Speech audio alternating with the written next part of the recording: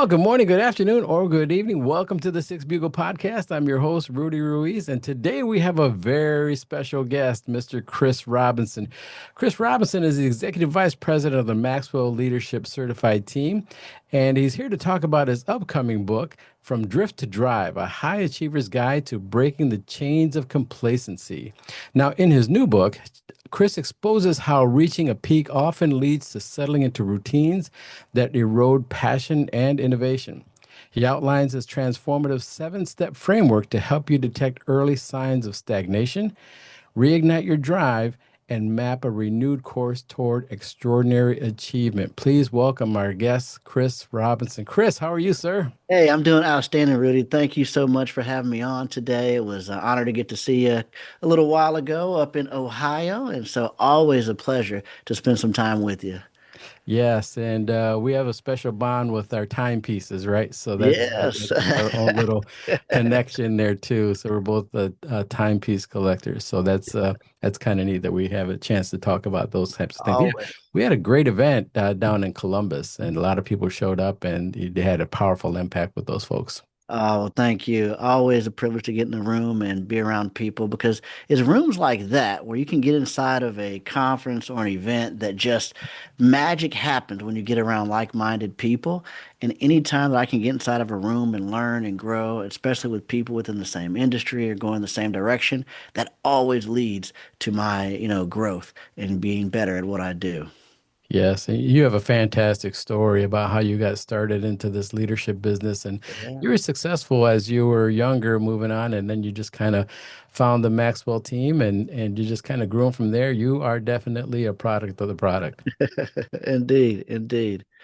Yeah, so I have a couple questions for you in reference to your new book because when you talked about complacency, that really hit home for me because in the fire service, we often say complacency kills. So I have a couple questions for you. The fireman seal moment, that really hit home as well.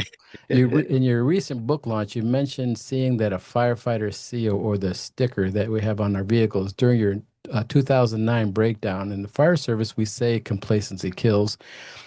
And that we mean that literally.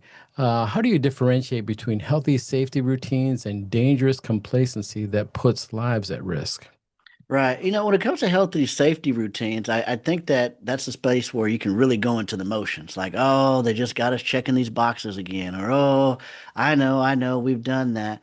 And, in your specific profession, like that literally can cost someone's life.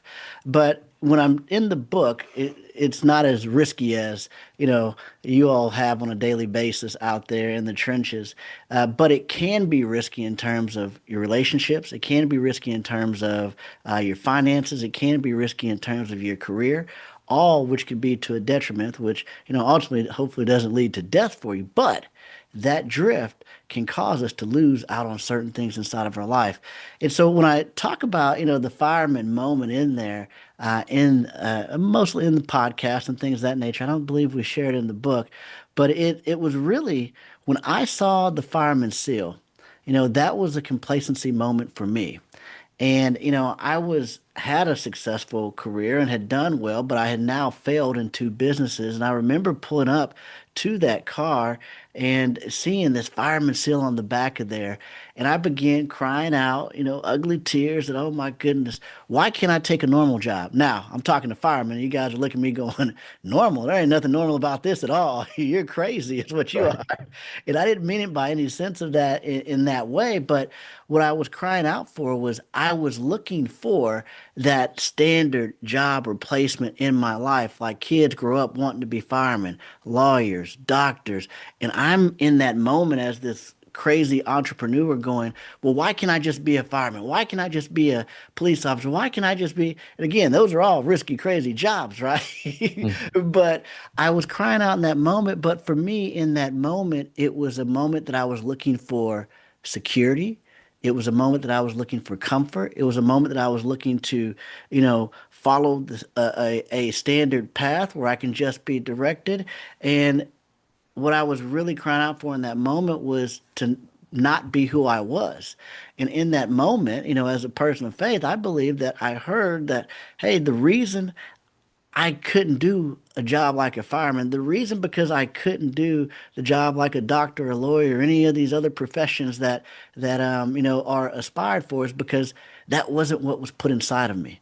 And so I had to, you know, succumb to the thought of, hey, I was not built to go do this other thing. I was built to add value to people. I was built to chase a dream. I was built to chase business. I was built to do this other thing, not this career that I was just looking for the stable life in. Right. And we often say now that I've been retired from the business, I often say I no longer save lives, but as a coach, speaker, and trainer, I save livelihoods. So that's Right. exactly what you're doing. You're saving Yeah. livelihoods. So Yeah. in a sense, it's just as extreme, right? Right. Yeah. Indeed. Indeed. Yes. So, with our audience being the fire service administrative Yeah. assistants, what advice would you give to these folks to help identify and address department complacency before it gets deadly? Yeah, well, I think inside of an organization, especially for admin and for anyone working inside that type of space, it's one of those things where you have to be on the lookout for phrases. Now, we do have what we call the complacency assessment profile inside the book, or even if you just go to drifttodrivequiz.com, you can take it online and it gives you a 5-page assessment with action steps. So I never want to give you information without giving you a good next action step to help you get from where you are to where you want to go. But inside of a workplace, you got to look out for phrases like, it is what it is. We always do it this way. Well, that's the way that we do it. I don't know of any other way. So, complacency inside the workplace, it looks like comfort. It sounds like excuses, right? It looks like comfort. It sounds like excuses, and it's busyness all day long. I Right. don't know about you, but as an admin, how many days have you been busy all day long and felt like you got nothing done? You might be in a state of complacency. How Right. many days have you know that there's a better way to do something, but yet you keep doing it the same old way because that's the same old way that we do it? You might be in complacency. How many days do you hear those excuses and you know there's a better way, but you don't do it anyway? There might be complacency. And so if you go on and take the Drift to Drive quiz, I believe that's going to help you identify some areas in the office, but also I want you to think in terms of other areas of your life where you were really good at something and now you just haven't gone back to sharpen that skill. Where are those other areas that you could be drifting in? Absolutely. Well, you're dropping gold there. It's going to be an incredible guide for them to take and to take advantage of, not just for themselves, but for their organization that ultimately serves at the community that they serve. So, another question is the secret place of satisfactory success. Yeah. Your concept of complacency as a secret place of satisfactory success hits home. Fire departments can meet standards but not excel, and good enough can mean life or death, right? What warning signs should fire service administrators watch for when departments settle into that dangerous comfort zone? And how do we create your leadership rumble strip Right. effect without undermining necessary operational routines? Yeah, I think it really comes back to that awareness of that the quiz can help you with is really identifying those areas where you all are good, but there hasn't been any improvement, change, or any ideation around a concept or procedure in years. Okay, it could be that again, going back to that there's a better way, but you always do it the same way. So I'd begin to really kind of take a checklist of things that you're doing daily and asking yourself the question, how can this be done better? How could this be done more efficiently? And you may have a list of 3, 4 things. Now, if you combine that with the whole department, there may be a list of 30, 40 things with just 10 people that you can say, oh my goodness, we could do this faster, we could do it better, and we can go beyond the standards. We don't just have to check the box. We can create a new box that says better, that's more efficient. And I think when you begin to do that, you also increase the excitement and enthusiasm inside the organization because you're not just going through the motions and you're improving in the areas that you're good at, but there's still potential for great. And I think that's where a lot of people fall into that secret place of satisfactory success is that you've worked to get good at something, but the difference between or the gap between your good and your potential is still great. And so if you start moving towards that potential versus just good enough, you'll really begin to see some results inside the organization. Wow, that's fantastic. I'm getting goosebumps here just Yeah. listening to you talking about all this stuff. I could see how this could benefit not just the administrative assistants that come to our annual conference, but for the organizations themselves. And Chris, I also do assessment centers, which is a selection process for officer supervisory positions and CEO positions, if you will, in the chief levels. And I could see this book being a part of an assessment Yeah. center examination. Yeah. And so I'm really looking forward to this, to the opportunity to do a deep dive. I've also incorporated your crush a book method. Yes. And I typically read a book a week and I post Yes. the results on my LinkedIn page. So a lot of my friends out there are very familiar with that. So I'm anticipating waiting your arrival of your book so that I can study it and provide some key points. And I think it'd be beneficial for departments to utilize this book as part of their promotional process because Yeah. understanding complacency is very important, especially for a new fire officer and up and coming officer. And we're becoming more and more aware of those things. To be honest with you, they're very good at the tactical stuff. Correct. It's the managerial and the leading stuff that we have issues with, right? And I know Yeah. you're laughing because you Yeah, understand exactly what I'm saying. that's across the board. And I think that happens in every organization, whether it's salespeople, whether it's accountants, whether it's engineers. This happens in every industry. And if we can bridge this gap, this changes everything. And, most people are promoted because they're good at the skill, but where they struggle is when they make that transition of trying to transfer that skill set to someone else. There's a major gap that needs to be filled. And that's where someone like you comes in and really helps the organization grow a pipeline of leaders and makes that transition a whole lot smoother than just trying to assign somebody that's good at the job to now be a leader. That doesn't cut it in today's world. You have to be able to bridge that gap. And Rudy, I think you do that very well in your specific industry.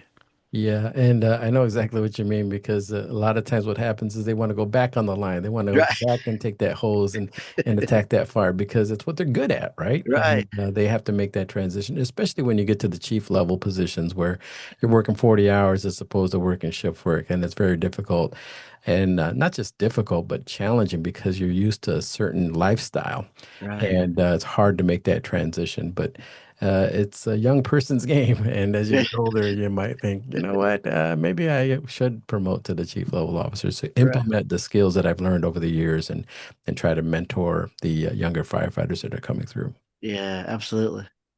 All right. So we're having a leadership conference again this year on September 17th to the 19th, and we hope you all attend. We still have registrations open, starting to fill up. We have people from all over. We have folks from Georgia, from New Hampshire, and South Dakota. We are just growing by leaps and bounds, Chris. What do you think about that? Oh man, incredible. I love that you're creating an environment for people to grow.